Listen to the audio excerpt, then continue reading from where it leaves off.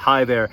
One thing that's cool about Esperanto is you see the ending of a word, you know what it's being used as, even if you don't know the meaning of the word. How can we find commands in Esperanto? In English, usually a command is, you can spot it if there's just an exclamation mark at the end of it. Shut up. That's a command. Come here. You just have to know the meaning of the words. Otherwise, how do we know that it's in a command form? Well, in Esperanto, we do have a specific form for commands, and that is the letter U. Technically, that is, it's the volitive. It's expressing my volition, my will, to use the U at the end of it. So it's kind of dumbing it down to make it just a little simpler for everyday non-grammarians and non-professor folks for me to just say, commands end in U. But I'm telling you, commands end in U, as do expressions of one's desires. So I could say, mi desiras que vi venu. I am desirous that you come. Or I could just say, venu.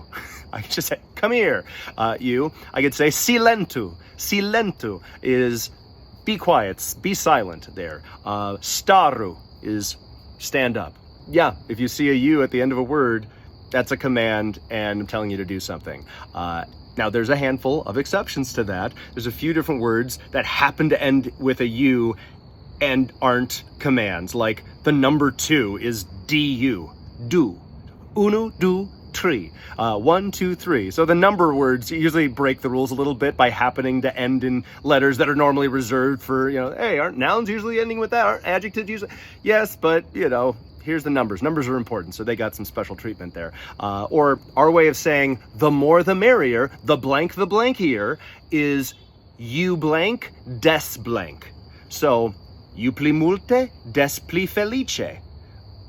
The more multiplis, the group, the happier the group. So, the blankier is expressed with you, des, des, So, that word you, which I don't want to say it means the. It only means the in this specific way, because usually the is la. But there's a few other words like that. So if you see one of those special U words, that's not a command. But usually if it's more than like 2 or 3 letters, then it's actually a command word there. But if I say iru, I-R-U, iru, that's go, all right?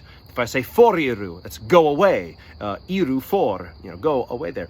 So be on the lookout for commands, and if I give you a command, be sure to follow it. And speaking of following, why don't you subscribe to this channel? Follow it below.